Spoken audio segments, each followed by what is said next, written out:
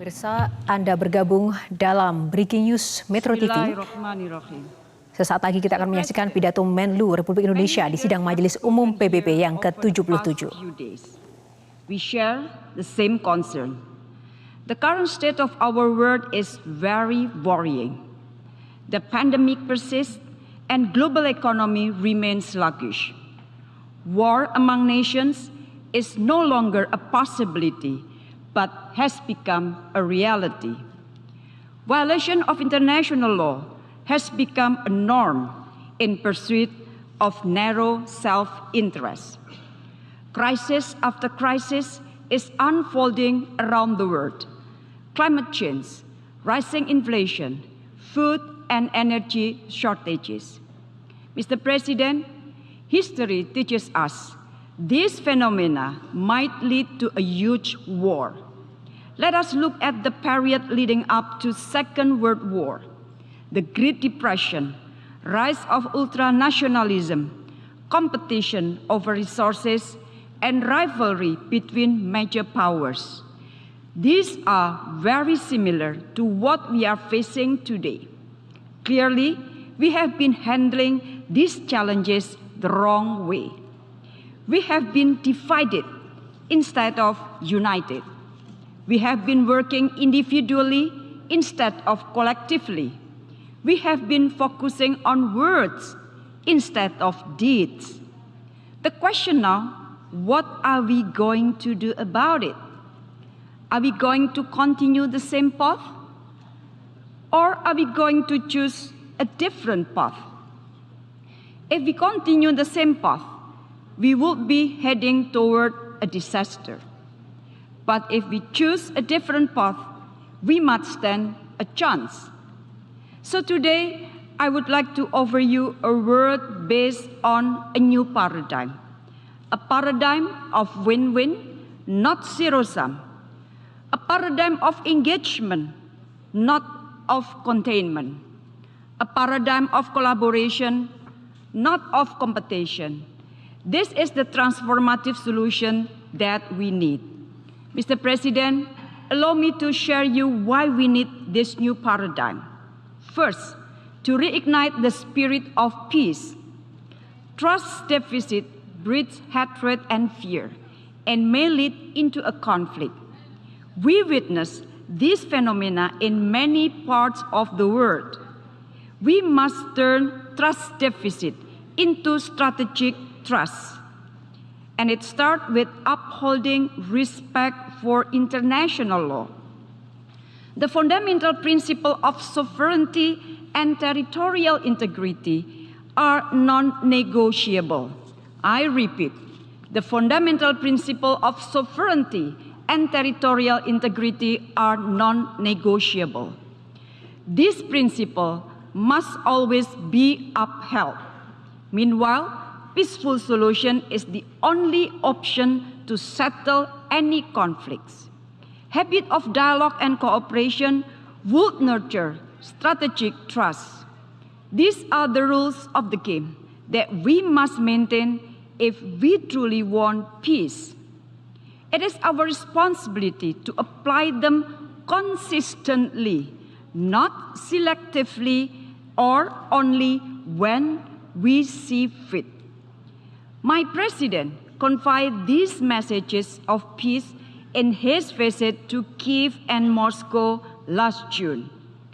We must also apply this new paradigm to make a breakthrough in Palestine and Afghanistan. For far too long, the people in Palestine have suffered and long for peace.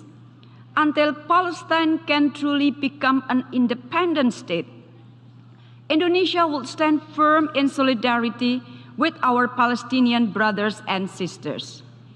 People in Afghanistan also deserve a peaceful and prosperous life, where rights of all peoples, including women, are equally respected and where access to education for women and girls is granted. Without this new paradigm, peace would remain an elusive dream. Second, revive our responsibility for global recovery. We are concerned that global solidarity is fading away, whereas injustice and selfishness abound. The weak stand small and the mighty takes all. We are seeing the symptoms every day. Trade discrimination is running rampant. Monopoly in global supply chain persists. Global economic governance is used to justify the rules of the strong. The pandemic teaches us a valuable lesson that no one is safe until everyone is. This lesson shapes the priorities of Indonesia G20 presidency. The whole world is pinning their hope on G20 to be catalyst of global economic recovery, especially for developing countries. G20 must not fail. We cannot let global recovery fall at the mercy of geopolitics. We must act urgently to address food and energy crisis and prevent a fertilizer crisis from happening. Otherwise, billions more people will be at risk, particularly again in developing countries. We also need a new paradigm as we move beyond the recovery. A new paradigm will instill a collective responsibility to attain the 2030 agenda and fight climate change. Without this new paradigm, there would not be a strong recovery for all, and many of us would be left behind. Third, to bolster regional partnership. Mr. President, in many places, post-war regional architecture was built as a tool for containment and alienation. This phenomenon continues today with minilateral groupings. Many become part of a proxy war between major powers. This is not what regional architecture should be. It must serve as the building block for peace and stability rather than undermining them. ASEAN was built exactly for this purpose. We refuse to be a pawn in a new Cold War. Instead, we actively promote the paradigm of collaboration with all countries. This paradigm will also guide Indonesia's chairmanship in ASEAN next year. It is the commitment of Indonesia to forge ASEAN centrality in shaping regional order in the Indo-Pacific, to reinforce ASEAN unity as a locomotive for peace, stability, and prosperity in the region, and to ensure ASEAN matters for our peoples, for the region, and for the world.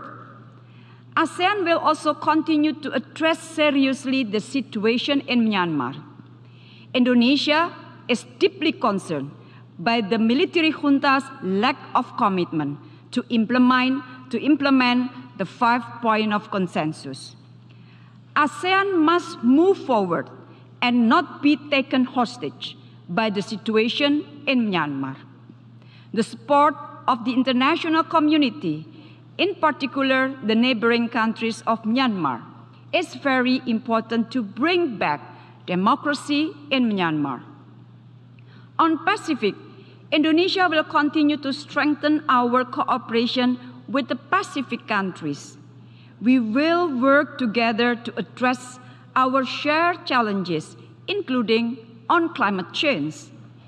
As a Pacific nation ourselves, we want to see the Pacific as an integral part of peaceful, stable, and prosperous Indo-Pacific. Mr. President, the new paradigm of collaboration must be the spirit of the UN. Inclusive, meaningful engagement must trump above take it or leave it approach, whereas the voices of all countries, big and small, developed and developing, equally matter. This is the very foundation of multilateralism. That is why we need a strong and reformed UN. That is why we need a renewed multilateralism that is fit for purpose and that is fit for its time. That is why we need a multilateralism that delivers. I repeat, we need a multilateralism that delivers. I believe by working together and adopting a new paradigm, we can create a better world for all. It is no longer time to talk the talk. Now is the time to walk the talk. I thank you very much.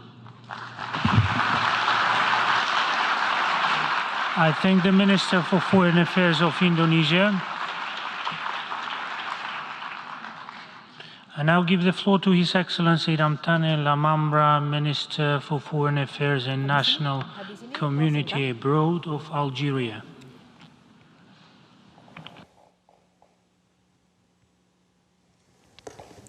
Ya, pemirsa, itu tadi adalah pidato yang disampaikan oleh Menlu Republik Indonesia Retno Marsudi di Sidang Umum PBB yang ke-77. Ada beberapa poin penting yang tadi disampaikan oleh Menlu terkait bagaimana kemudian Indonesia juga mendorong adanya paradigma baru bagi dunia, khususnya ini meningkatkan kolaborasi bukan sekedar kompetisi dalam penanganan isu-isu global termasuk konflik negara-negara di dunia yang saat ini terjadi, baik sekarang perang di Ukraina dan Rusia dan juga beberapa negara di Timur Tengah. Dan salah satu poin yang diangkat oleh Menlu Retno Marsudi adalah terkait dengan negosiasi dan komunikasi yang harus diutamakan secara konsisten untuk mendukung semangat perdamaian global. Indonesia menekankan dukungan terhadap Palestina dan juga Afghanistan yang saat ini dilanda konflik sehingga mengakibatkan masyarakatnya menderita. Dan selain itu juga Indonesia menyatakan dan juga mendorong adanya tanggung jawab untuk pemulihan global. Dan Menlu Retno Marsudi juga menekankan bahwa nanti pelaksanaan G20 tidak boleh gagal demi menyelesaikan krisis global yang ada. Salah satu yang tadi disuarakan oleh Menlu Retno Marsudi adalah terkait dengan isu perubahan iklim yang sangat memprihatinkan, dan ia mengajak seluruh negara-negara di dunia untuk lebih memperhatikan isu ini sehingga ini menjadi salah satu pembahasan penting yang harus nanti bisa dipecahkan bersama-sama dengan kesepakatan yang digelar di dalam forum G20. Dan selain itu juga Menlu Retno Marsudi menggarisbawahi poin ketiga tentang meningkatkan kerjasama regional di mana Indonesia mendorong kawasan khususnya ASEAN untuk terus bersatu, mendorong pemulihan di dalam wilayah ASEAN sendiri, khususnya membantu menyelesaikan krisis yang terjadi di Myanmar sejak adanya alih kuasa junta militer. Tentu saja ini berdampak sampai dengan saat ini krisis dalam negeri Myanmar masih terus berlangsung. Dan selain itu Indonesia juga menyatakan akan turut serta untuk memperkuat kooperasi negara-negara Pasifik dengan semangat menjalin perdamaian dan juga berkontribusi untuk segala persoalan baik itu geopolitik yang terjadi di wilayah kawasan Pasifik. Dan yang terakhir tadi juga Menlu Marsudi menyatakan bahwa Indonesia mengajak seluruh negara di dunia untuk bersuara bersama-sama mendukung multilateralisme dengan meningkatkan kerjasama yang walk the talk. Artinya ini pelaksanaan sesuai dengan apa yang disampaikan, tidak hanya sekedar wacana saja. Nah, pemirsa, itu tadi beberapa poin penting yang memang sudah disampaikan oleh Menlu Retno Marsudi terkait dengan isu-isu global, dan tentu saja ini peran Indonesia menjadi sangat penting. Di sini Indonesia menjadi salah satu negara yang dilihat dan juga memiliki kontribusi penuh untuk mencapai beberapa kesepakatan perdamaian dunia, dan inilah kesempatan Indonesia menjadi pionir untuk melaksanakan beberapa misi utama, khususnya membantu dan berkontribusi untuk menyelesaikan konflik-konflik di negara-negara, khususnya yang menjadi concern Indonesia adalah terkait dengan isu atau konflik di Palestina dan juga Afghanistan. Dan pemirsa, demikianlah Breaking News MetroTv, dan kami masih akan melanjutkan informasi update terkini di program Top News. Tetaplah bersama kami.